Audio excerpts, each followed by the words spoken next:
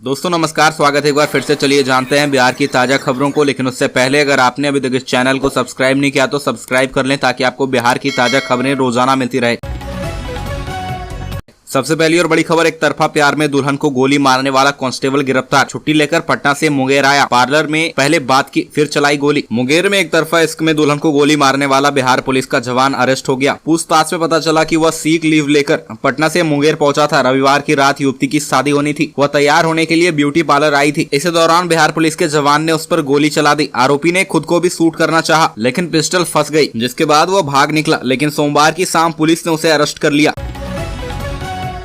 अगली खबर, केजरीवाल से मुलाकात, राहुल से दूरी, क्या तेजस्वी अब तक नाराज। विपक्षी एकता की मुहिम को लेकर नीतीश कुमार ने सोमवार को कांग्रेस के राष्ट्रीय अध्यक्ष मल्लिकार्जुन खड़गे से मुलाकात की। दिल्ली में खड़गे के आवास में हुई इस बैठक में राहुल गांधी भी शामिल हुए, लेकिन तेजस्वी यादव नहीं पहुंचे। विपक्षी दलों को साथ लाने के उद्देश्य से हुई इस बैठक में उप मुख्यमंत्री तेजस्वी यादव की अनुपस्थिति खटकने वाली रही। जानकारी है कि उनकी तबीयत एकाएक खराब हो गई, इसलिए वह खड़गे राहुल से मिलने नहीं गए। लेकिन क्या सिर्फ यही एक कारण है या कुछ और भी बातें हैं?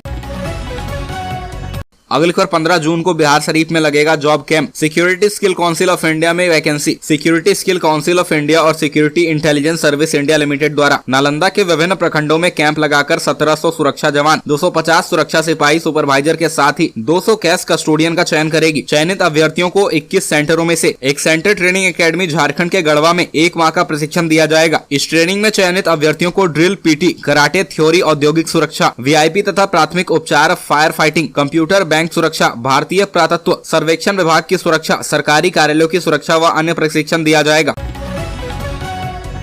अगली खबर, 3 दिन बाद पटना लौटे सीएम नीतीश। दिल्ली में केजरीवाल और राहुल गांधी से मिले सीएम नीतीश। विपक्षी एकता की मीटिंग कर दिल्ली से पटना लौट आए हैं। वह सिद्धिरमैया के शपथ ग्रहण समारोह में 20 मई को कर्नाटक के लिए निकले थे, जिसके बाद उन्होंने दिल्ली में अरविंद केजरीवाल और कांग्रेस के राष्ट्रीय अध्यक्ष मल्लिकार्जुन खड़गे एवं राहुल गांधी से मुलाकात की। बता दें कि दिल्ली में सोमवार को कांग्रेस के राष्ट्रीय अध्यक्ष मल्लिकार्जुन खड़गे के आवास पर उनकी घंटों बैठक चली। इसके बाद जदयू के राष्ट्रीय अध्यक्ष ललन सिंह ने बताया कि विपक्षी एकता आगे बढ़ रही है। अगली खबर, भोजपुरी सिंगर देवी बोली, धीरेन्द्र शास्त्री में चमत्कार जैसा कुछ नहीं। लोक गायिका देवी का मानना है कि बागेश्वर धाम के पीठाधीश्वर पंडित धीरेन्द्र कृष्ण शास्त्री में चमत्कार जैसा कुछ नहीं है। उन्हें हिंदू राष्ट्र की मांग पर कहा कि इसकी कल्पना ही अमानवीय है। भारत एक धर्मनिरपेक्ष देश है। साथ ही सवाल उठाए कि क्या हिंदू राष्ट्र बनने से यहाँ की गरीबी और दूसरी समस्याएं खत्म हो जाएंगी। दरअसल पंडित धीरेन्द्र कृष्ण शास्त्री के बिहार यात्रा पर भोजपुरी सिंगर ने हमला बोला अपने फेसबुक पोस्ट में, जहाँ उन्होंने बाबा को लेकर कहा कि एक बढ़िया जादूगर भी अपना जादू दिखाता है तो हमें चमत्कार जैसा लगता है। जिसके बाद बाबा के भक्तों ने उन्हें जमकर ट्रोल किया। अगली खबर, बीजेपी नेता सम्राट चौधरी की बढ़ सकती है परेशानी। मुंगेर न्यायालय में हुई सुनवाई। ललन सिंह के मटन पार्टी पर भाजपा के प्रदेश अध्यक्ष सम्राट चौधरी और नेता प्रतिपक्ष विजय कुमार सिन्हा के बयान को लेकर जदयू जिलाध्यक्ष नचिकेता मंडल के द्वारा बीते 15 मई को लीगल नोटिस भेजकर 15 दिनों के अंदर जवाब मांगी गई थी। वहीं दूसरी ओर मुंगेर निवासी सह जदयू के प्रदेश सचिव संतोष सैनी के द्वारा बीते 17 मई को मुंगेर न्यायालय में परिवाद पत्र दायर किया गया था। बता दें कि मुंगेर में आयोजित मटन पार्टी में शराब परोसने के विवादित बयान को लेकर जदयू खेमा पूरी तरह आक्रोशित है और अब मामले को लेकर कोर्ट तक पहुंच चुका है। अगली खबर, आनंद मोहन नवंबर में पटना में बड़ी रैली निकालेंगे। जेल से रिहा होने के बाद आनंद मोहन काफी एक्टिव हैं। सोमवार को पूर्व सांसद रोहतास पहुंचे, जहां उन्होंने एक बड़ा ऐलान किया। आनंद मोहन ने कहा कि नवंबर 2023 में पटना में वह बड़ी रैली करेंगे। रैली में 10 लाख लोग शामिल होंगे। अभी से ही लोगों को निमंत्रण दिया जा रहा है। बता दें कि आनंद मोहन सोमवार को रोहतास के विक्रमगंज प्रखंड के शिवपुर गाँव में महाराणा प्रताप की प्रतिमा का अनावरण करने पहुंचे थे। मीडिया से बातचीत के दौरान उन्होंने यह सारी बातें कही। उनकी रिहाई को लेकर सवाल पूछे जाने पर कहा कि मेरी रिहाई पर जो राजनीति कर रहे हैं उनसे ही पूछिए। अगली खबर, मध्य प्रदेश में धीरेन्द्र शास्त्री को आई बिहार की याद। बोले धन्य है वहां के लोग। बागेश्वर धाम के पंडित धीरेन्द्र कृष्ण शास्त्री को बिहार की याद सता रही है। मध्य प्रदेश में कथा के दौरान उन्होंने बिहार और यहाँ के लोगों की तारीफ की। उन्होंने कहा कि धन्य है बिहार और वहाँ के लोग। वहाँ जाने से पहले हमने सन्यासी बाबा से प्रार्थना की। इसके बाद वीर बजरंगबली ने ऐसी गदर मचाई कि जहाँ देखो वहाँ हनुमान जी का चेला ही नजर आ रहा था। सभी जगह बागेश्वर भगवान हनुमान की भीड़ नजर आई। भीड़ देख लग रहा था कि मानो बागेश्वर भगवान हनुमान भारत को हिंदू राष्ट्र बनाने के लिए ही दरबार लगवा रहे हैं। इसमें कोई संदेह नहीं, बिहार के लोग भी बड़े धन्य हैं। अगली खबर, समान काम लेने के बावजूद किया जा रहा भेदभाव, 14 साल से जारी है संघर्ष। सोमवार को शिक्षा सेवक तालीमी मरकज शिक्षक संघ प्रखंड इकाई द्वारा बीआरसी मधवापुर में समर कैंप के प्रशिक्षण के उपरांत सरकार द्वारा संघ की मांगों को नहीं मानने को लेकर विरोध जताया गया। विरोध जता रहे कर्मियों ने बताया कि 14 वर्षों से वे अपने हक और अधिकारों के लिए लगातार संघर्षरत हैं। बावजूद सरकार के द्वारा समान काम लिए जाने के बावजूद उनके साथ भेदभाव किया जा रहा है। सरकार की उपेक्षित नीति के कारण तालीमी मरकज के समक्ष विभिन्न प्रकार की चुनौतियां खड़ी हो गई।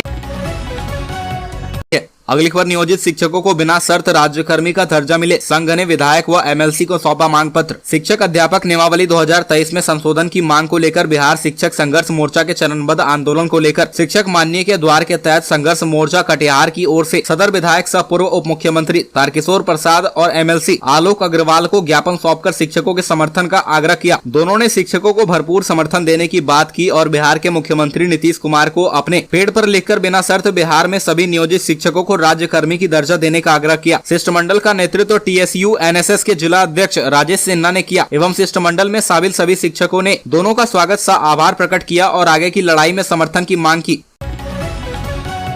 अगली खबर, शिक्षक नियमावली का विरोध, संघर्ष ही दिलाएगा समान काम समान वेतन का अधिकार। शिक्षक नियमावली के विरोध में जिला माध्यमिक शिक्षक संघ ने सोमवार को कलेक्ट्रेट पर धरना दिया। धरना स्थल पर बड़ी संख्या में नियोजित माध्यमिक शिक्षक जमा हुए थे। संघ नेताओं ने कहा कि हमारा संघर्ष ही उन्हें समान काम का समान वेतन देने का अधिकार दिलाएगा। संघ ने धरना के माध्यम से शिक्षक नियमावली 2023 को कैप्स करने, बीपीएससी द्वारा शिक्षकों को बहाली के फैसले को वापस लेने की मांग की गई। जिले के सभी माध्यमिक, उच्च माध्यमिक, उत्क्रमित मध्य विद्यालय एवं उत्क्रमित उच्च मध्य विद्यालय के शिक्षक एवं शिक्षकेतर कर्मी भी धरना में शामिल हुए।